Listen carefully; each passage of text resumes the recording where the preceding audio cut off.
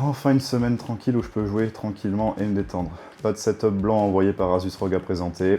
Rien à faire, vraiment je suis tranquille. Quoi, comment ça j'ai vraiment un setup à présenter?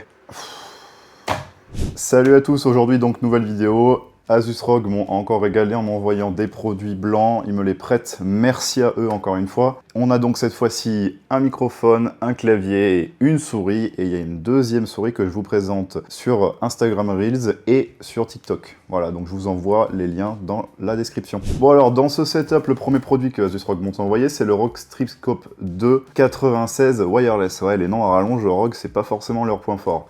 Mais personnellement, j'ai joué avec le clavier pendant toute la journée, vous m'avez vu sur Dirt Rally. Je suis un tout petit peu tombé amoureux de ce clavier, même plus que celui que j'ai actuellement. Moi, c'est le ROG Strixscope 2, c'est le Animate. Voilà, je sais plus, il vaut des sous, mais je préfère celui-là. Pour plusieurs choses, je vous montre ça tout de suite. Donc ce clavier, c'est un sans fil. Déjà, ça, je trouve ça vraiment super bien. Je sais pas si vous le voyez directement ici, le RGB rend vraiment super bien, hein, le blanc. Moi, j'adore. Je pensais pas qu'un setup blanc, j'allais autant aimer que ça. Moi, je suis plutôt team setup noir, minimaliste, sobre, comme vous avez pu le voir dans la vidéo sur les produits extrêmes de chez ROG. Mais finalement, en fait, j'ai envie de changer d'avis parce que je vais vous montrer ça, mais regardez-moi ce blanc, comment il est magnifique. Vraiment, on a vraiment un RGB qui rend super bien. Là, vraiment, j'ai rien à dire. Et clavier sans fil à tri-mode, hein, ça c'est la norme de chez ROG. Donc, on a un petit sélecteur pour choisir si on veut du Bluetooth, du 2,4 GHz ou de l'USB.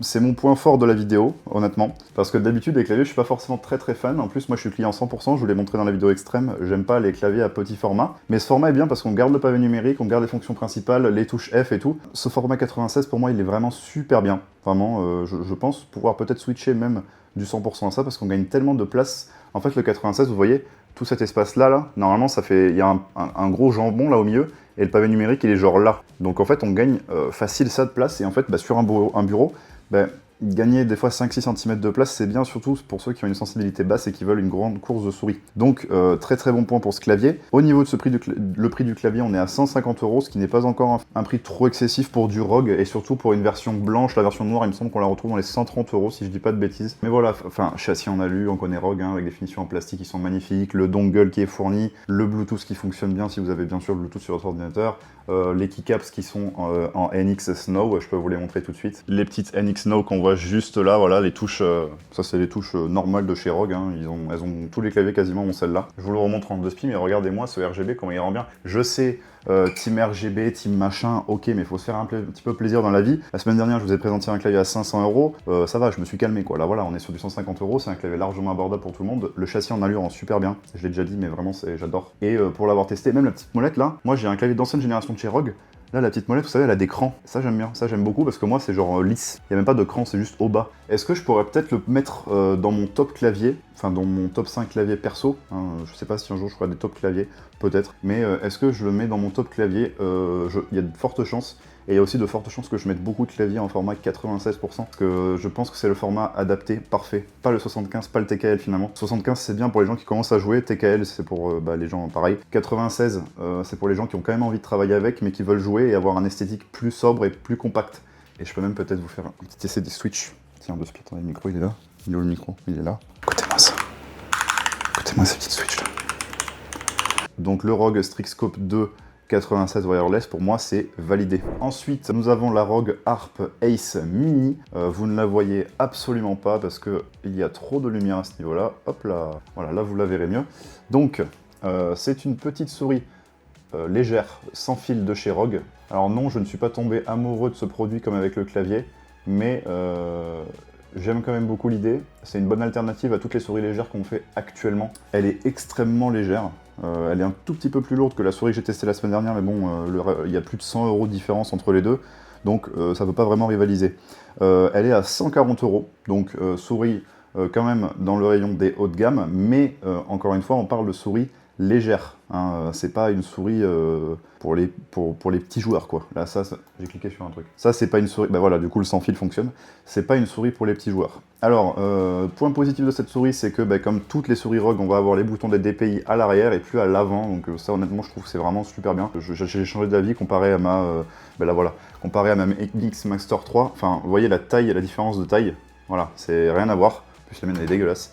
Mais j'aime beaucoup d'avoir juste 2 boutons, ça suffit. Et le reste, honnêtement, il n'y a pas besoin de rajouter des boutons. Les patins à l'arrière glissent vachement bien. Ça, c'est sur toutes les souris ROG, mais en vrai, c'est un petit détail que j'aime bien notifier. Le plastique fait dur, ça fait pas plastique bas de gamme. Vous voyez ce que je veux dire? Même si elle est très légère. C'est un peu le même effet que la grosse que j'avais testée la semaine dernière. Je vous invite d'ailleurs à aller voir la vidéo dans la description. Si je peux vous donner un petit peu les points clés de cette souris, on va être sur une souris de 54 grammes avec 36 000 dpi, avec bien sûr le Bluetooth, le 2,4 GHz et l'USB. C'est la même chose pour les 2 souris que je vais vous présenter et pour le clavier. Malheureusement le micro c'est pas le cas, mais bon c'est normal. Vous voyez, sans le petit RGB là juste derrière, on peut atteindre les 100 heures d'autonomie.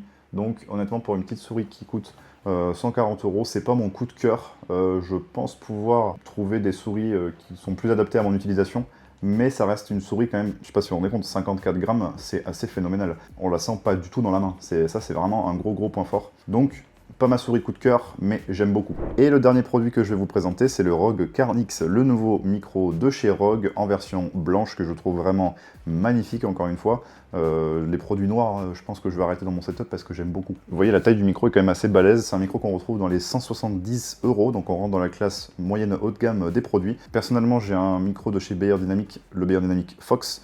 Je vais pouvoir faire une comparaison tout de suite avec ce micro. Et voici donc un test des 2 microphones. En premier, j'ai le ROG Carnix et en deuxième, j'ai le Beyerdynamic Fox. Dites-moi ce que vous en pensez, mais moi je trouve que le ROG Carnix se débrouille pas trop mal. Là, je me trouve à peu près à 10 cm du micro et donc je vais vous faire le test. Si je donne des petits coups dans le microphone, dans le ROG Carnix, il n'y a rien qui se passe, alors que si je donne des coups dans le mien à la même intensité, vous entendez sans doute les bruits, même s'il y a la suppression de bruit. Et deuxième test, on va faire un test égalisé. Donc voici les 2 microphones égalisés. Voici donc le Beyerdynamic Fox égalisé. Voici donc le Beyerdynamic Fox non égalisé. Et voici le ROG Carnix égalisé. Et donc voilà le ROG Carnix non égalisé. Dites-moi ce que vous en pensez. Moi je trouve qu'il se débrouille vachement bien. Voilà, donc vous vous rendez compte un petit peu ce que ça donne. Et le Beyerdynamic est disponible dans les 120 à 130 €. Mais il manque le look. Moi, le mien, c'est vraiment un micro noir basique, rien du tout. Voilà, là, on a même la petite molette à l'avant pour pouvoir changer. En fonctionnalité intéressante de ce micro, on peut brancher un casque USB à l'arrière pour avoir le son et du microphone et de son ordinateur en même temps, pour éviter par exemple d'avoir un câble en plus qui va au PC. Et on peut mixer. Il y a une molette cliquable, il faut cliquer un peu fort.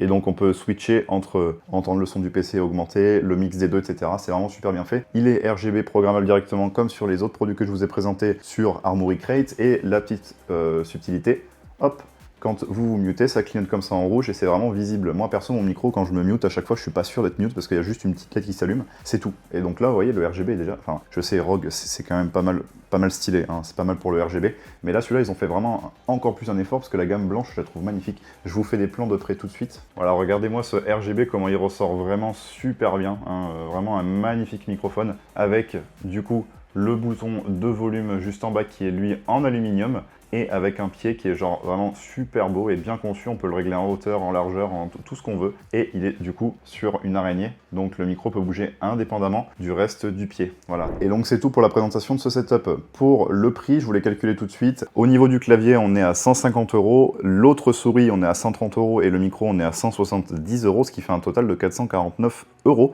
pour tous les périphériques haut de gamme. Il faut rappeler quand même que c'est du haut de gamme, c'est pas de l'entrée de gamme du tout. Le clavier, on a quelque chose qu'on peut garder de longues années, il y a tout ce qu'il faut pour ce clavier. Pour la souris, c'est pareil, c'est une souris ultra légère qui fera son temps.